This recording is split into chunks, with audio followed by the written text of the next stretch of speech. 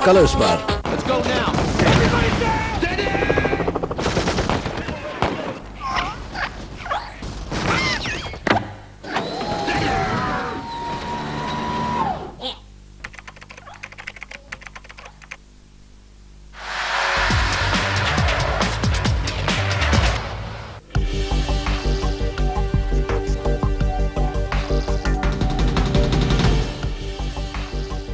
I want to get into the IT industry.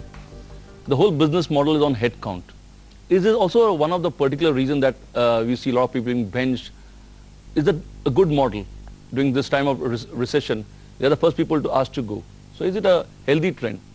Depends from business to business, the business module that they have put together. And if you look at the scenario, not everybody is downsizing. People are recruiting. You saw Infosys making a statement that we will honor employment contracts that have been promised.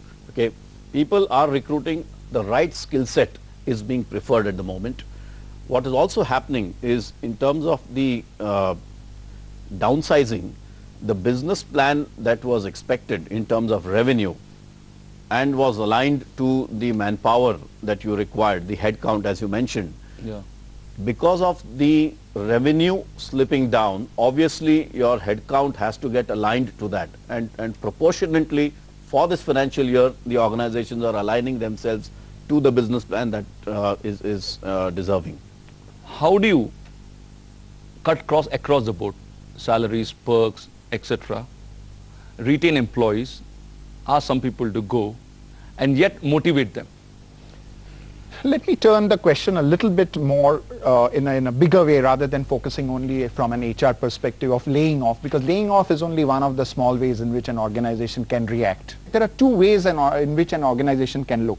One is, how often have organizations in this kind of situations looked at opportunities to divert non-core assets and restructure their balance sheets? It's an opportunity for you to restructure and divest. Have you looked at those kind of opportunities? Number two is, if you have looked at those kind of opportunities and that does not give you the solution to the downturn problems that you are facing, then how are you going to reduce your cost and focus on debts? Are you going to be looking at debts? Are you going to be restructuring your debts? And then costs, which elements of cost? Oftentimes organizations jump into right-sizing themselves or bringing down the size or trying to lay off people, when actually the sum total labor cost involved will not be more than 2 to 3% of the total cost. But that's what I want to come back to, Howard. Why are companies doing it? Is it because of stock market pressure that my company is also into rationalizing workforce? We are aware of the bottom line and they want to send a signal to the stock market. Is that the reason companies do that in bad times? Well, you have to go past companies into individuals at this point. And what it comes down to, under severe risk, companies, individuals pay much more attention to safety. They're more worried about making a big mistake than making the right decision. So the reality is, I take an overreactive and I look for the easiest thing to do quickly so I can be visibly looking like I'm addressing the problem and so forth. To go through the analysis that he just suggested is probably one that takes some thought and takes some thinking. We have a psychology going on more than anything else. Yep. And one difficulty, and you are part of that, unfortunately, is the media loves to report negative things. It's much more fun to report a plane crash than 27 safe media is lanes. concerned. Yeah. So the result is, if you watch the news, if you're relatively unsophisticated, if you don't have good information about what your customers are going to be doing, for example, you get scared. And when you get scared, you tend to make quick, easy decisions, not smart, well thought out decisions. So we have a lot of people laying off without thinking about the problem. Yeah, but Ravi, the point that we are How do talking you about is... handle this challenge? That's what I'm saying. Sure. Laying No, off number people. one is right sizing and right shaping the organization is absolutely the business intervention that is required. When you're talking about right sizing, you are talking about businesses which you wanted to get into, for which you were building your talent, which you may not want to get into because now the environment may not be right, the monies that you may be able to generate, the project finance that you may be able to get is not available, and therefore the labor or the skill sets or the sum total peoples that you would have brought into the organization to start working on for projects in these areas are no longer now required. So you need to be focusing on what will you do with that kind of project manpower that you created in the organization, which may not come true in the future.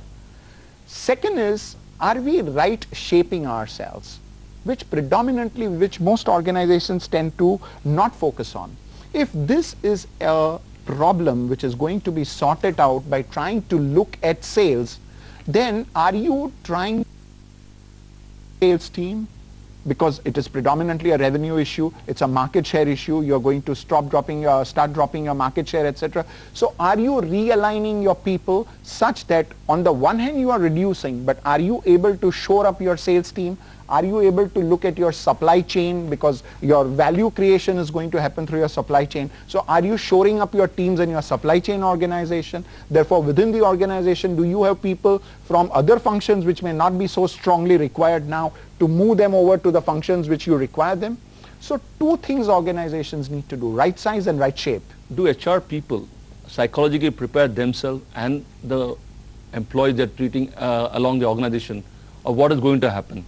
In any moment of adversity that an organization faces, two things are always your saviors. Number one is transparency in addressing and consistent communication. Do you want to add to that? I think he's right. Communication is a very, very important aspect. It's not only during this time, but the organization is vibrant. In case you are communicating to employees about the business, about its plans, it's disastrous for employees to get to know about their own company through newspapers, and that throws them into a spin. HR needs to work towards creating more and more employees in the engagement bracket. There are highly engaged employees in an organization. There are not so highly engaged employees. There are employees who are disengaged, and there are employees who are actively disengaged, which are the worst.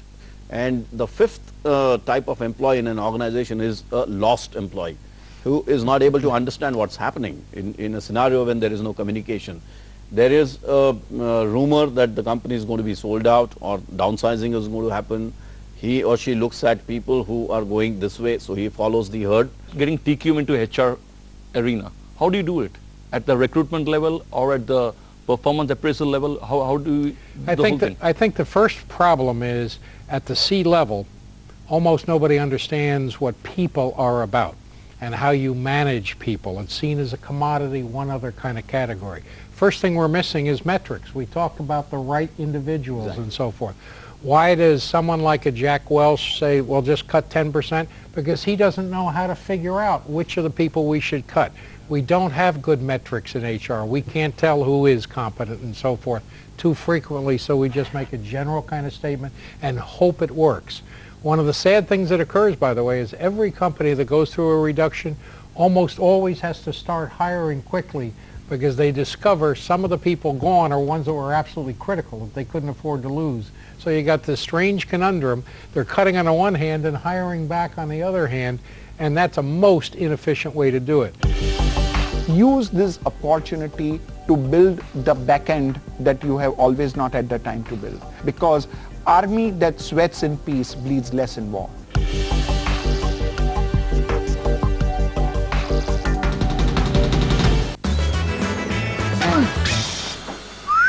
At your service anytime, anywhere. Smart Drive private car insurance policy from Bharti AXA General Insurance.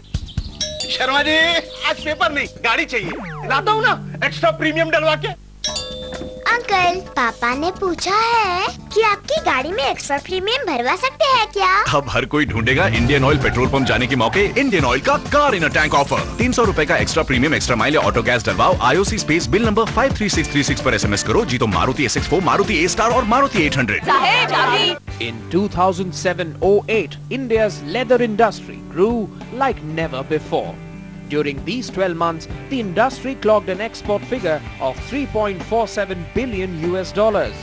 Looking at this 13.6% increase as compared to 2006-07, industry players decided to raise the bar. An ambitious export target of $7 billion was set, which was to be achieved by 2010-11.